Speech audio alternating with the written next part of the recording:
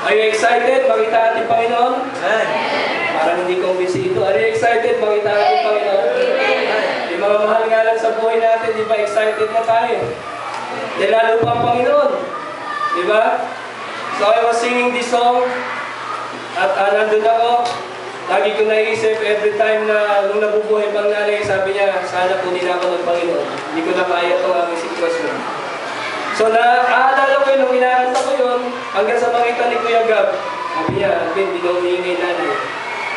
So parang sabi ko, pambira, ako ba nagdala sa kanya sa kamatayan? Pinagheli ko ba siya para mamatay? O, inisip ko na siguro, akala niya anghel yung kumakanta. Kaya nagpapuhan na siya. So, alam niyo po, wala kasing sarap. Itong kamatayan ng lalaki ito, masasabi natin, andun yung dakilang kasiguruhan, nandun yung masasabi natin, pinakamatamis na klase ng kamatayan. Alam niyo, kahit anong klaseng kamatayan ang mangyari sa atin, magiging matamis yun sapagkat tayo matuwa sa langit.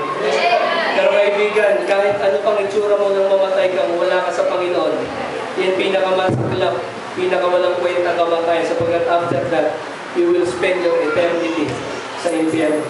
Ang Panginoon ayaw niya. The Bible says, how shall we escape if we neglect so great salvation? For God so loved the world.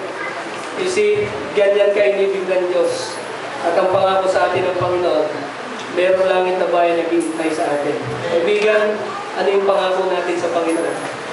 Nangako ang Diyos today, sabi niya sa tip, thou shalt be with me in paradise. What are our promise sa Panginoon? Panginoon, pwedeng sa umagang ito, ang promise natin, Panginoon, from now on, I will bear in mind yung ginawa niyong pagkapakahirap, hindi ko kakalimutan. Lord, from now on, I will make it sure. Makapagbigay mo lang ako ng tracts. Hindi man ako makapag-witness, makapagbigay ako ng tracts. O maybe you would say, Panginoon, from now on, ayusin ko ang buhay ko. I will rearrange my priorities sa buhay. And on top of that priority, Panginoon, kayo ang una.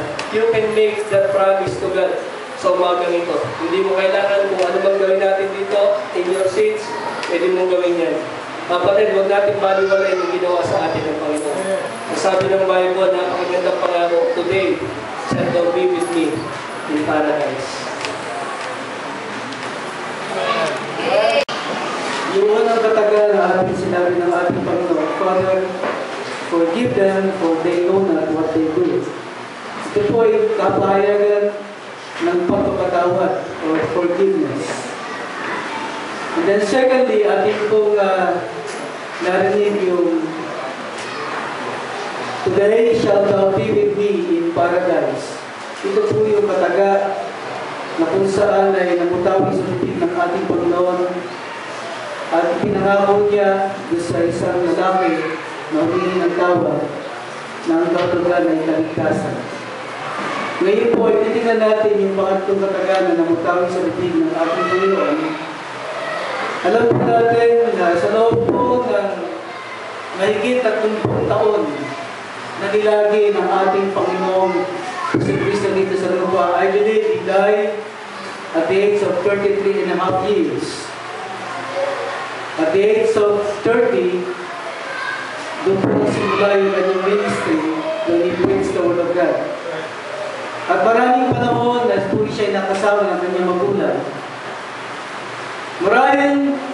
Sa maraming panahon ngayon, naging mabuti po siyang anak at alam niya kung ano yung kalagayan niya bilang nasa naman.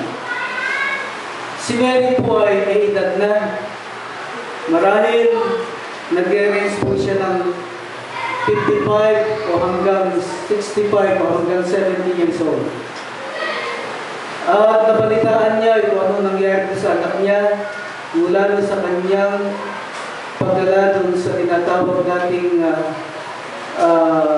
lugar na kung saan siya po ay hinatulan. Hindi po magaling tanggapin ng isang magulang na kung saan yung kanyang anak ay hatulan ng kamatayan na wala namang kasalanan. Hindi po yun madali. At lalo na, nung makita po niya kanyang anak na nakabayubay na doon sa krus ng Kalbaryo. At sabi nga, doon po sa Isaiah chapter 52 verse sabi doon, yung kanyang pong itsura ay is so hard, is visage, yung kanyang itsura ay hindi maipaliwanag. Ibig sabihin, talagang iba yung itsura niya. Kaya marahil ay marami na rin siyang puti sa buhok. Marahil ay hindi na rin siya ganun kalakas sa dati. She's older now and she was a widow. Wala na po yung kanyang asawang si Joseph. Siya po ay patay na at that time when the Lord Jesus Christ was crucified. She stood at the cross with two other women and John the apostles. And on the cross, her firstborn son, she was, as they beat him, she heard in the ear of a mother that screamed, the cries of agony, as she watched her son being tortured to death. She couldn't lift a finger to help him. Narinig niya yung lahat ng pangungusap na namutawid sa ating Panginoon. She heard the words of the crowd na habang siya'y nakabayubay dun sa krus ng Kalbaryo, siya'y inaalipusta, nimumura, He saved others! Pero hindi niya kaya iligtas yung sarili niya. Ito ba yung Diyos na nagsasabi na Misaya at tagapagligtas? Anong klaseng Diyos to?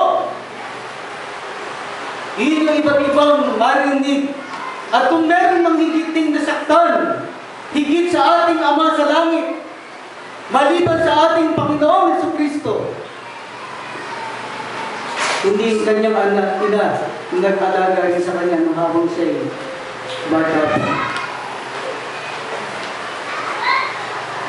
Pero wala po siyang magawa. Ano kaya ang isang mararamdaman ng isang nanay na makita yung kanyang anak na nandun sa ganung kalagayan? What do you think? What do you feel? Baka mauna ka pa doon sa anak mo. Amen? Alam niyo, kahit anong sama ng anak, hindi po yan matitiis ng magulang. Ang magulang, marami lang nasasabi yan. Naalala ko po, yung isang tatay, galing sa aming kahapon, nakabuto, haggard. Hinahanap yung kanyang anak, 1 linggo nang hindi umuwi sa kanila. Estudyante po yan dito dati. Tinatanong kung meron silang alam. Marami siyang kinuwento. Sabi niya, Pastor, 4 na beses na po yan ginagawa ng anak ko. Minsan, umuwi po yan. Nagpaalam. 1 buwan po siyang di umuwi. Sinasabihan ko po siya, pero minsan ayaw makinig. Dala-dala niya po yung motor. Nag-aalala po ako kung ano man ang mangyari sa kanya. Na bilang ama, bilang magulang, nararamdaman ko kung ano yung nararamdaman niya. Na siguro, ewan ko, naranasan niyo po minsan na yung anak niyo hindi umuwi sa inyo. Hindi niyo po siguro naranasan yun, amen? Hindi niya alam kung saan niyo pupuntahan. Hindi mo alam kung saan napalot mo siya makikita. Imagine yung torture nun, araw at gabi, iniisip yung kanyang anak. Naalala ko, nung ako po ay 14 years old, when I left for the first time my home in Marikina, yung aking kinalakihan na lugar, for 14 years, more or less. Hindi ko alam ilang taon kung kami po ilang taon na nakira sa Marikina. Pero alam ko, pinanganak po ako sa Bulacan. Ilang panahon din kami doon sa Mandaluyong, pero halos dito na ako lumaki sa Marikina. At dala ng kahirapan, yung nanay ko, ako po ay gusto ko mag-aral pero walang enough money na ako po ay pag-aralan ng magulang ko. Kaya sabi ng nanay ko, anak, pasensya ka na, kailangan ko itong gawin.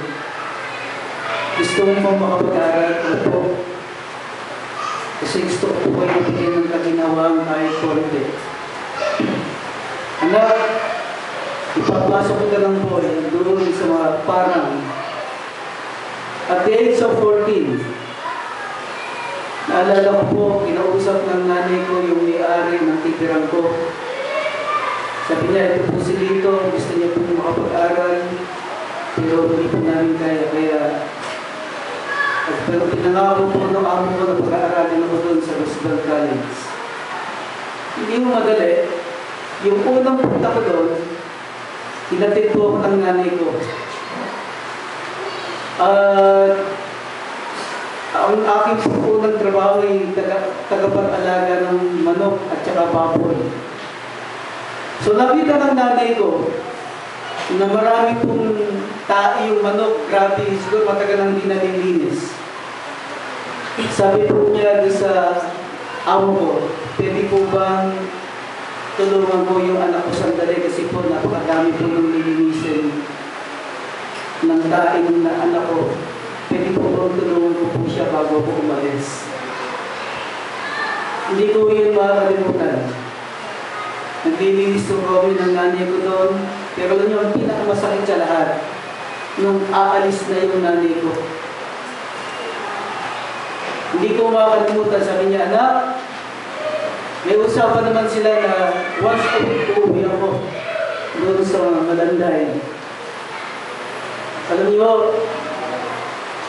hindi ko makakalimutan, bumili pa yung candy yung nanay ko. Dito,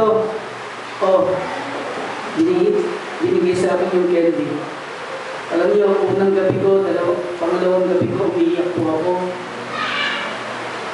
Hinahanap ko yung nanay ko. Hindi ko alam, gusto ko nang tumakas. Pero dahil meron akong dahilan, bakit ako nandun. Sunday, umuwi ako sa amin. Yakap ako ng nanay ko. Dito, kumusta ka na anak? Pero meron pang higit na nangyari doon na hindi ko rin makakalimutan. Yung sinabi ng magulang ko, anak, pupunta na kami sa Bulacan. Hindi ko alam kung papayagan pang makarating doon. Yun po yung pinakamasakit sa akin. Hindi na ako makakauwi linggo-linggo, hindi na ako makakapasyal sa kanila sapagkat mas malayo na po sila sa Bulacan. Kaya once a year ko na lang nakikita yung magulang ko tuwing Pasko at bagong taon nandun ako. I treasure those moments. Kaya naramdaman ko kung ano yung naramdaman ng nanay dun sa anak niya. And I thank the Lord for that. So, hindi mo madali. Buti ho kayo. Meron kayong mga magulang na kapag tinawag ninyo, pag nagkakasakit kayo, pag may problema kayo, nasa tabi nyo. Ako, mula nung 14 years old hanggang magkaasawa ko, pag may sakit ako, wala akong matawag, nanay! May sakit ako, gusto ko mang tumawag ng nanay, wala akong matawag na ganun. I have to live on my own. Hindi ko madali. Kaya nga nung makasama ko yung nanay ko dito, yung magkakaanak kami, siya yung nag-aalaga, then umili siya. At nagpapasalamat ako sa maging sandali niya sa kanyang buhay. Kasama ko siya dito, pagkamat hindi magaling tanggapin. The same with Mary. When he saw his son crucified on the cross,